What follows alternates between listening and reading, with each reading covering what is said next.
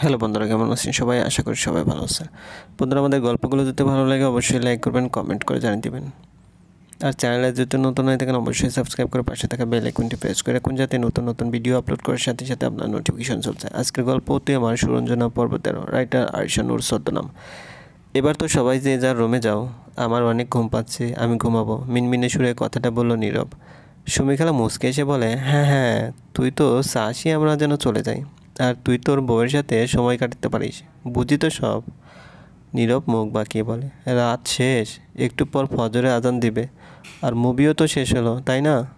আর কি কিছু বাকি আছে? সুমিখালা বলল, তুই আর বরকত মসজিদে গিয়ে নামাজ পড়ে আয়, আমরা মেয়েরা আজকে সবাই একসাথে নামাজ পড়ে যে যার রুমে ঘুমাতে যাব, তারপর থাকিস তুই তোর বউ নিয়ে। নীরব বলল, বাসায় নামাজ পড়ি, মসজিদে? সুমিখালা হুঙ্কার দিয়ে বলে, না, তোরা মসজিদ যাবে। বরকত বলল, ঠিক আছে আন্টি মনি, আমি নীরবকে নিয়ে যাব। ঠিক সেই সময় আজানের ধ্বনি ভেসে ওঠে।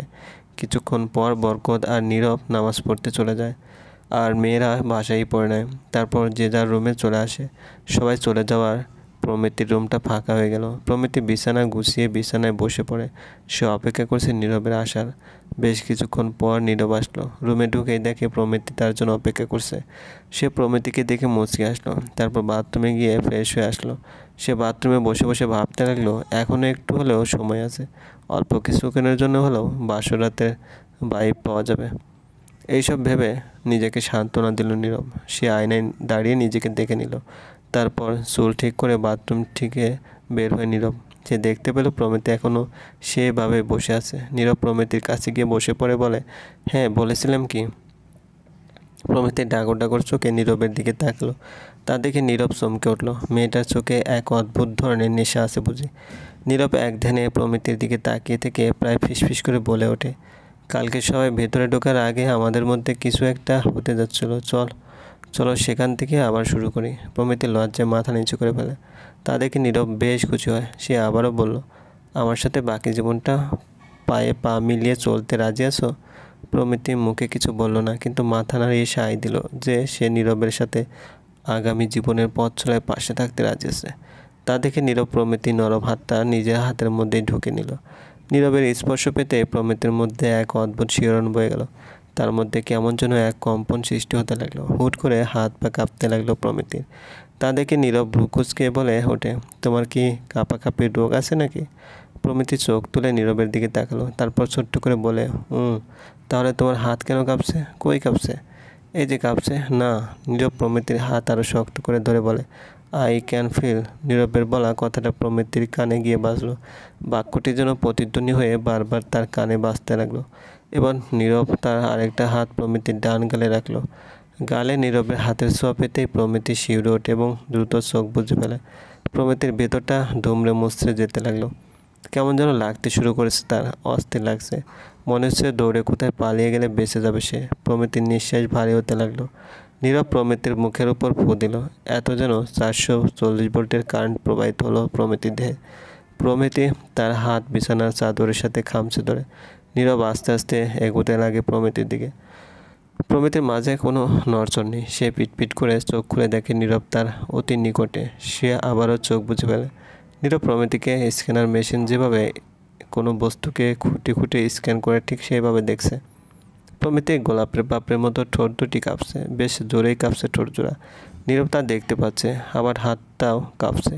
নীরব মনে মনে ভাবতে লাগলো, মেয়েটার কি মৃগীর ব্যারাম আছে নাকি? সে প্রমিতির ঠোঁটের উপর হাত রাখলো। তারপর যেই না প্রমিতির দিকে এগাবে, নীরব অমনি প্রমিতি কাঁপা গলায় বলে ওঠে, আমার ক্ষুধা পেয়েছে। নীরব তো আকাশ থেকে পড়লো। এরকম সময় কেউ এমন কথা বলতে পারে তা জানা ছিল না নীরবের। নীরব অবাক হয়ে গেল এবং বলল, কি বললে? প্রমিতি কিউট করে বলে, আমার না ক্ষুধা লেগেছে খুব, খাওয়ার মতো কিছু আনতে পারবে আমার জন্য?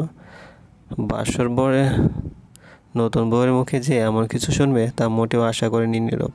সে অস্ফুট স্বরে বলে, সাবাস, এই না হলো নীরব চৌধুরীর বউ? নীরব বলল, খুব বেশি ক্ষুধা লেগেছে? প্রমিতি ছোট করে বলে, খেতেই হবে। হ্যাঁ আচ্ছা ওয়েট, দেখি কি আনা যায় তোমার জন্য। বলল নীরব রুমের বাইরে গিয়ে রান্নাঘরে গেল। রান্নাঘর তেমন কিছুই নেই। খালার বাসায় ফ্রিজ যে কই তা জানে না নীরব। নীরব দেখলো একটা মিস্টার নুডলসের প্যাকেট আছে। সে উপায় না পেয়ে নুডলস রান্না করতে লাগলো। দ্রুত কিছু খাওয়াতে হবে প্রমিতিকে, তাই রান্না করতে এক বিন্দু ভাবলো না নীরব। খাওয়া দাওয়ার চক্করে তার জন্য বাসার বোর্ডটাও মাটি না হয়, এমনটাই দোয়া করছিল নীরব। রান্না করে গরম গরম নুডলস পার্টিতে সার্ভ করে রুমের দিকে যেতে লাগলো। রুমে যেতেই তার চোখ কপালে, কারণ প্রমিতি বিছানায় শুয়ে পড়েছে। শুধু তাই না, বরং গভীর ঘুমে আচ্ছন্ন সে। তা দেখে নীরব মনে মনে কষ্ট পেল। সে গিয়ে প্রমিতিকে ডাকতে লাগে, কিন্তু প্রমিতি কোনো সাড়া পেল না। তাই নীরব হতাশ হয়ে বিছানায় বসে পড়ে ধাপ করে। এরপর বলতে লাগলো, বাহ, এত সুন্দর বাসর রাতটা কাটলো আমার, আজীবন মনে থাকবে। প্রথমে কনজুরিং দেন মিস্টার নুডলস, ভালোই। তারপর আর কি, নিজের বানানো নুডলস নীরব খেয়েই দেখে প্রমিতির পাশে শুয়ে পড়লো। নীরবের প্রমিতির ওপর খুব মেজাজ খারাপ হচ্ছে। কী দরকার ছিল এই সময় ঘুমানোর? এক রাতে না ঘুমালে কি হ্যালুসিনেশন হতো তাকে? আদব। সবাই মিলে তার স্বাদের বাসর রাতটা এভাবে তেজপাতা বানিয়ে দিল। বরকতের ঘুম ভাঙলো। সে চোখ খুলে দেখে নীলনা তার পাশে গুটিসুটি মেরে শুয়ে আছে। লিনাকে দেখে বরকত মুচকে আসলো। এখন ঘড়িতে সোয়া 10টা বাজে। বরকত দেখলো লিনা গভীর ঘুমে আছে। তাই এই ফাঁকে বরকত লিনার গালে টুপ করে একটা চুমু বসিয়ে দিল এবং আস্তে আস্তে বলে ওঠে, আই লাভ ইউ। কবে যে তুমি বুঝবে আমি তোমাকে কতটা ভালোবাসি? যতদিন তুমি আমাকে নিজ থেকে কাছে আসার পারমিশন না দিচ্ছ, আমি ওদিকে খাটাবো না। After all I love you so much. এরপর বরকত উঠে ফ্রেশ হতে গেল। ফ্রেশ হয়ে লিনাকে ডাকতে লাগে। লিনা ঘুম ঘুম চোখে বলে ওঠে, কেন ডিস্টার্ব করছো? উঠবা না? না। আরও ঘুমাবে? লিনা বলে ওঠে, বেলা তো অনেক হলো, উঠতে হবে না? লিনা বলল, কয়টা বাজে? 10টার বেশি। লিনা ঝটপট উঠে বসলো এবং বরকতকে ঝাড়ি মেরে বলে, এত দেরিতে ডাকলা তুমি আমাকে? আগে কেন ডাকুনি? আরে আমিও ঘুমিয়ে গেছিলাম, কালকে তো ঘুম হয়নি, তাই না? লিনা দ্রুত উঠে বাথরুমে গেল। এদিকে 11টার দিকে আসা নীরবদের রুম গিয়ে গেট ধাক্কাতে লাগে। গেট নক করার শব্দে প্রমিতির ঘুম ভাঙলো। সে উঠে বসে দেখে নীরব তার পাশে ঘুমাচ্ছে। নীরবকে দেখতে প্রমিতির লজ্জা পেয়ে গেল। সে দ্রুত পায়ে উঠে গেট খুলে দিল। গেট খুলতেই আশা ঢুকে পড়ে রুমে আর বলে, সে কি, ভাইয়া ঘুমাচ্ছে?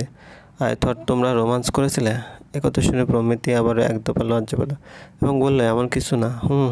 বুঝতে পেরেছি।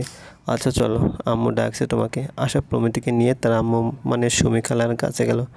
খালা প্রমিতিকে দেখে বলে, গোসল করো না?